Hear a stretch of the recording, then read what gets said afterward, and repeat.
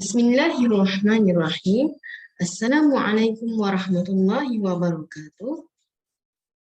Nama saya Hazika Zalifa binti Muhammad Hisham daripada PPISMP BM4 Ambilan Jun 2021. Baiklah, pada hari ini saya akan membentangkan tentang pengurusan persekitaran pembelajaran peribadi, iaitu tugasan GAPD, Asas Pembelajaran Digital. Isu yang saya pilih dalam tugasan ini ialah kecurian data peribadi. Baiklah, kita akan teruskan dengan pengenalan. Tugasan ini disediakan untuk membina kurasi laman sesawang pengurusan persekitaran pembelajaran peribadi, iaitu PLE, yang membolehkan kemahiran pengetahuan tentang teknologi digital dapat diaplikasikan dalam tugasan ini. Dalam tugasan ini, terdapat pelbagai sumber digital yang telah digunakan untuk membina kurasi laman sesawang ini, seperti bahan bacaan internet, video, infografik, audio dan visual. Kurasi laman sesawang ini juga dibina bertujuan untuk memberi pengetahuan tentang kemahiran teknologi yang boleh digunakan kepada orang ramai.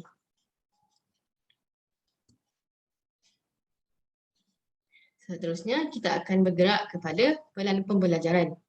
Tema dalam pelan pembelajaran ini, kecurian data peribadi. Objektif yang dipilih dalam pelan pembelajaran adalah bertujuan meningkatkan pengetahuan masyarakat tentang isu kecurian data peribadi ini. Yang kedua, untuk meningkatkan pengetahuan masyarakat tentang kesan menjadi kecurian data peribadi ini. Yang ketiga, untuk meningkatkan pengetahuan masyarakat tentang cara melindungi data peribadi mereka. Yang keempat, meningkatkan pengetahuan masyarakat tentang cara mengenal pasti laman sesawang yang bertujuan untuk mencuri data peribadi.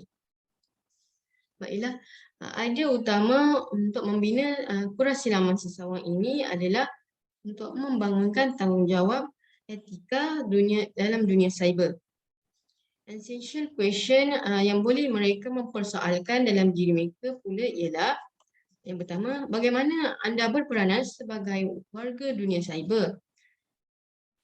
Yang kedua, bagaimana anda membangunkan etika dan sasiah dalam dunia cyber ini?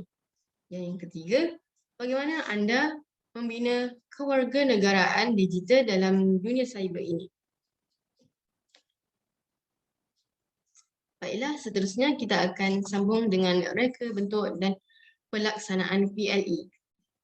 Yang pertama, model pembelajaran murid. Model pembelajaran murid terbahagi kepada 3 komponen, iaitu belajar cara belajar, yang kedua, perhubungan dan yang ketiga, aspirasi. Belajar cara belajar ini bermaksud maklum balas. Aktiviti yang saya lakukan untuk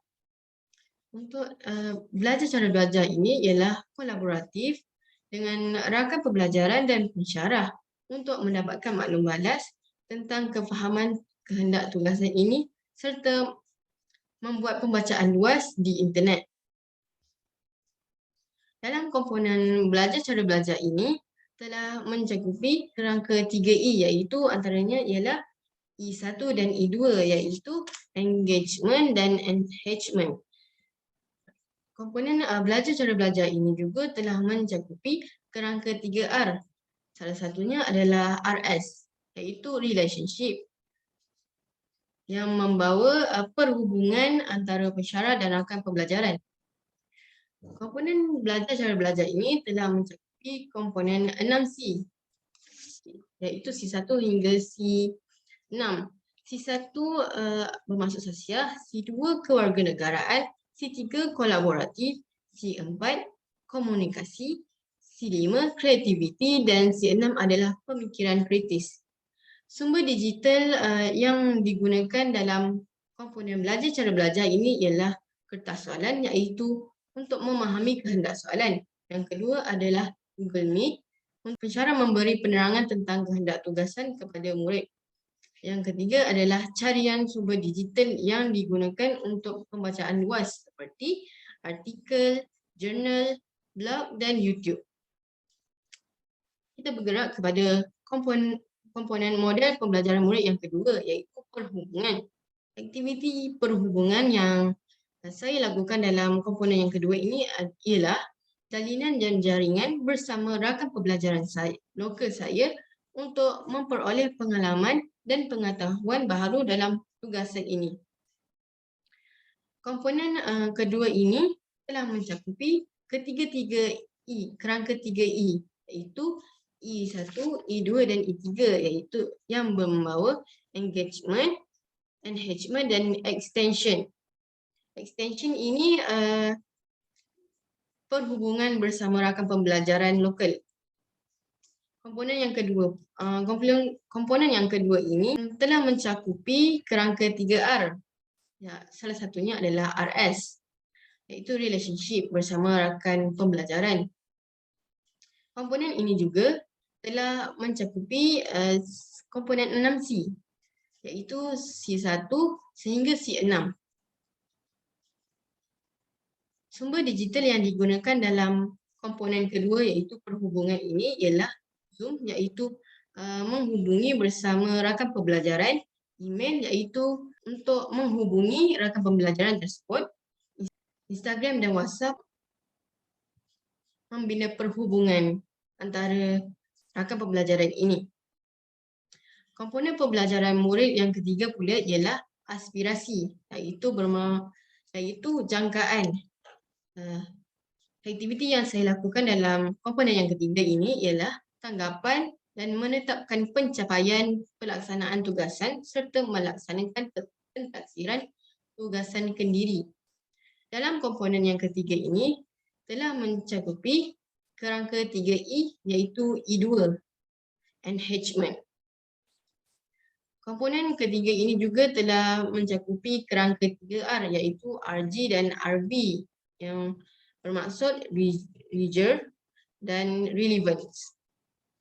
Komponen yang ketiga ini juga telah mencakupi komponen 6C iaitu C1 sehingga C6.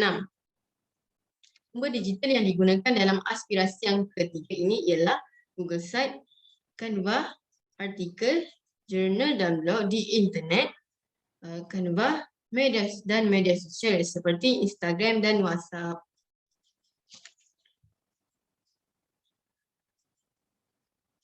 Seterusnya kita akan pergi kepada aktiviti pelaksanaan PLE. Aktiviti pertama yang saya lakukan ialah mengenal pasti isu yang saya ingin kaji dan membuat pembacaan serta membina pelan pembelajaran. Aktiviti yang kedua pula ialah saya memulakan mereka bentuk dan membina laman sesawang ini. Seterusnya, saya mendapatkan maklum balas daripada pensyarah untuk membina semula berdasarkan pengalaman dan tunjuk ajar daripada pensyarah. Dan yang ketiga ialah saya telah mendapatkan pengetahuan daripada rakan-rakan media sosial dan rakan pembelajaran tentang isu yang saya kaji. Aktiviti yang ketiga pula ialah saya berinteraksi bersama rakan pembelajaran lokal saya untuk membina pengetahuan yang baru dalam tugasan pembelajaran ini. Aktiviti yang keempat ialah saya telah melaksanakan pembentangan tentang pengalaman membina Google Site ini daripada awal sehingga akhir. Dan aktiviti yang terakhir pula, saya berkongsi link laman sesawang ini di media sosial untuk mendapatkan maklum balas daripada rakan-rakan di media sosial saya.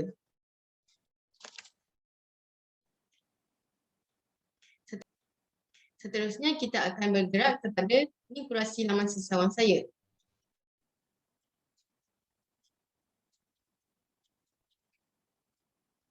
Baiklah, di sini saya telah meletakkan poster bagi menarik perhatian pengunjung untuk memasuki laman sesawang saya ini. Baiklah, kita pergi ke isi kandungan.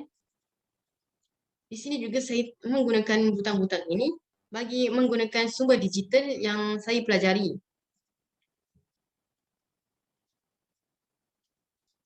Maklumat yang telah saya dapat setelah membuat pembacaan luas tentang isu yang saya kaji ini. Di sini terbukti bahawa saya telah menggunakan sumber teknologi digital dengan baik. Di muka ini juga saya telah meletakkan YouTube iaitu sumber digital dan serta gambar-gambar bagi membantu pengunjung memahami apa yang saya bagi membantu pengunjung untuk memahami isu yang saya kaji ini.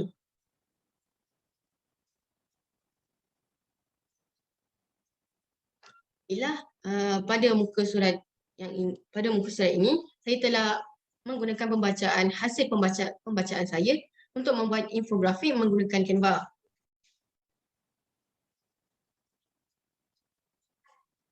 Di sini juga saya telah meletakkan YouTube iaitu sumber digital yang telah saya dapat daripada hasil carian saya tentang isu ini.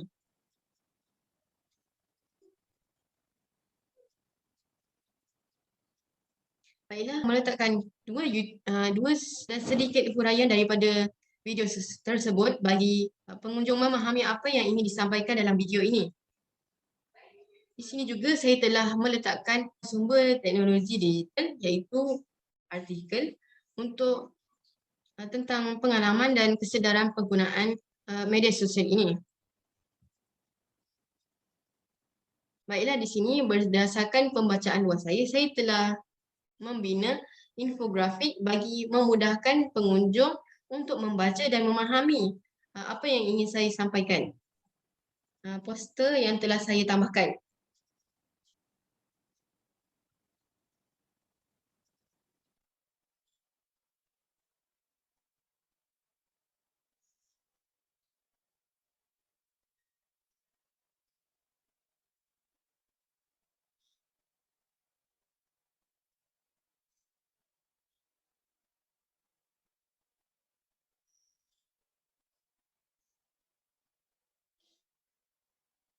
Baiklah, itu sahaja isi kandungan. Kita pergi kepada jalinan dan jaringan. Jalinan dan jaringan ini saya telah membuat tinjauan awal iaitu untuk mengetahui pengetahuan rakan-rakan media sosial saya tentang isu yang saya kupas ini. Di sini juga terdapat maklum balas yang telah rakan-rakan media sosial saya berikan. Baiklah, di sini pula terdapat video bersama rakan pembelajaran saya yang telah saya lakukan. Di sini terbuktilah bahawa saya telah mencapai kerangka 3R iaitu relationship bersama rakan pembelajaran saya. Di sini terdapat sedikit biodata tentang rakan pembelajaran saya.